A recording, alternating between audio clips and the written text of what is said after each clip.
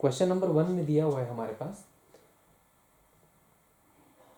in an elementary reaction a plus 2b is converted into 2c plus d if the concentration of a is increased 4 times and b is decreased to half of its initial concentration then the rate becomes। यहाँ बोला जा रहा है कि reaction दिया हुआ है a plus 2b equals to यहाँ पे 2c plus d, तो इसका जब रेट लॉ लिखेंगे हमें मिलेगा k इंटू ए इंटू बी का स्क्वायर। ए की जो कॉन्सेंट्रेशन है इसे यहाँ पे कर दी जा रही है 4 टाइम्स, तो बी की कॉन्सेंट्रेशन यहाँ पे हो जा रही है हाफ टाइम्स। तो जहाँ पे ए और बी है हमारा रेट लॉ में, उसे हम रिप्लेस कर देंगे इस 4a और b/2 से।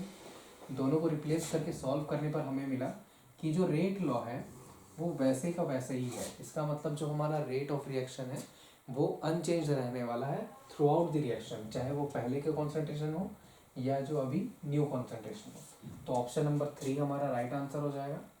क्वेश्चन नंबर 2 में बोला गया था कि कैटेलिस्ट का रोल क्या होता है। तो 4 ऑप्शन है हमारे पास, जिसमें से ऑप्शन नंबर 4 दिया हुआ है बोथ 1 एंड 2, ये हमारा राइट ऑप्शन है। इसमें बोला गया है कि सबसे पहला काम कैटेलिस्ट का क्या होता है कि एक्टिवेशन एनर्जी को कम कर देना, जिसकी वजह से हमारा जो रिएक्शन है वो बहुत ही जल्दी अटेन कर लेगा इक्विलिब्रियम को, और दूसरा इक्विलिब्रियम को शॉर्टर टाइम में अटेन करना। तो ये भी ऑप्शन हमारा सही था। चलिए आगे देखते हैं क्वेश्चन नंबर 3। देखिए क्वेश्चन नंबर 3 में दिया हुआ है X and Y is a reaction जो कि एक इक्विलिब्रियम में है, और ये इक्विलिब्रियम में तब आएगा जब दिया हुआ है पहला option only 10% conversion X to Y takes place, second complete conversion of X to Y takes place, third conversion of X to Y is only 50%, fourth the rate of change of X to Y is just equal to the rate of change of Y to X in the system. तो इसे हम थोड़ा समझ लेते हैं अच्छे से।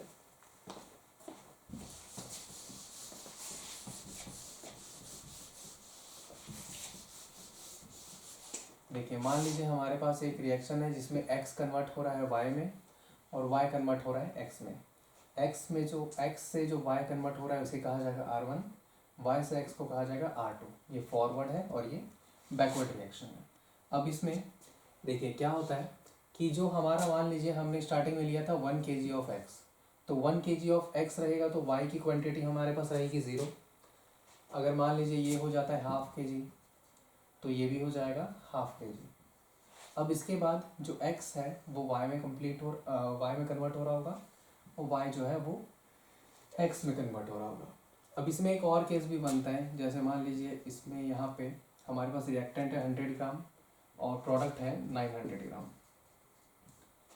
ये 100 ग्राम जो है 900 ग्राम में कन्वर्ट हो रहा होगा, 900 से कुछ अमाउंट वापस से 100 ग्राम में। तो हमें ये ध्यान रखना है इक्विलिब्रियम का मतलब ये होता है कि जिस रेट से फॉरवर्ड रिएक्शन हो रहा है सेम रेट से हमारा बैकवर्ड रिएक्शन भी होना चाहिए, ना कि दोनों के अमाउंट सेम हो या फिर कॉन्सेंट्रेशन सेम हो। यहाँ पे कंडीशन ये है कि दोनों के रेट सेम हो, बाकी कॉन्सेंट्रेशन अलग हो सकते हैं, प्रेशर अलग हो सकता है, टेम्परेचर अलग हो सकता है। तो ऑप्शन नंबर 4 में देखिए जहाँ पे rate of X to Y is equals to rate of Y to X, इस तरह का एक स्टेटमेंट दिया हुआ है। तो ये ऑप्शन हमारा सही है। ज़रूरी नहीं है कि हमारा रिएक्शन पूरा 100% कंप्लीट हो या फिर 50% कंप्लीट हो। अगर 100% हो जाता है तो वो इक्विलिब्रियम अटेन नहीं कर पाएगा, और 50% करने के बाद भी दोनों का रेट अगर अलग है तब भी वो इक्विलिब्रियम अटेन नहीं किया है।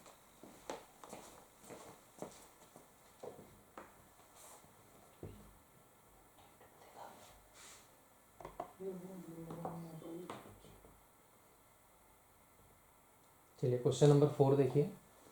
इन the chemical reaction N2 + 3H2 it is converted to 2NH3। ये हमारा हैबर्स प्रोसेस है।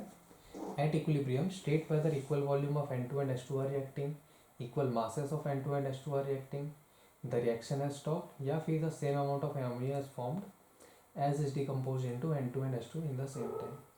इसमें भी सेम वही चीज़ दिया हुआ है। सबसे पहला इक्वल वॉल्यूम दोनों के रिएक्ट कर रहे हैं क्या? नहीं कर रहे हैं। दोनों की स्टाइक्योमेट्रिक कोफिशिएंट देखिए, N2 का 1 है, H2 का 3 है, तो इन दोनों के स्टाइक्योमेट्रिक कोफिशिएंट अलग अलग है, इसका मतलब इनके वॉल्यूम्स भी अलग अलग होंगे।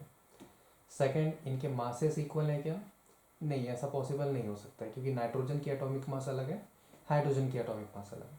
थर्ड, द रिएक्शन है स्टॉप्ड, मतलब कि रिएक्शन तब ख़त्म होता है जब वो कंप्लीट हो जाए या तो फिर स्टार्ट ही ना हो। लेकिन यहाँ पे इक्विलिब्रियम अटेन किया है, इसका मतलब ये ऑप्शन भी नहीं होगा। ऑप्शन नंबर 4 देखिए, the same amount of ammonia is formed as is decompose into N2 and H2 in the same time. मतलब कि अमोनिया जिस रेट से फॉर्म हो रहा है या जिस अमाउंट में फॉर्म हो रहा है वो वापस से डिकम्पोज हो रहा है N2 और H2 में सेम टाइम में। तो ये हमारा ऑप्शन जो है ये सही है।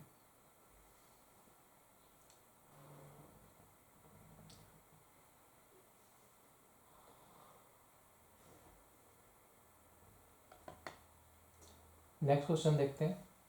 अच्छा, ये फोर्थ वाला में आप लोग ध्यान देंगे, ये जो इक्विलिब्रियम अटेन जब करता है तब ना ही इक्वल वॉल्यूम की बात की जाती है ना ही इक्वल मास की बात की जाती है। वहाँ पे जो फॉर्मेशन का रेट है और डिकम्पोजिशन का रेट है वो दोनों सेम होना चाहिए।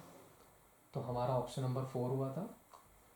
क्वेश्चन नंबर 5 में देखिए, active mass of 5 gram of CaO।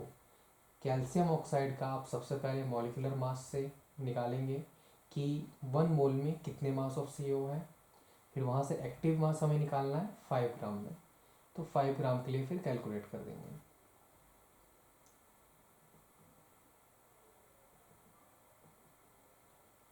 चलिए तब तक आप इसको सॉल्व करिए, फिर हम आगे बढ़ते हैं।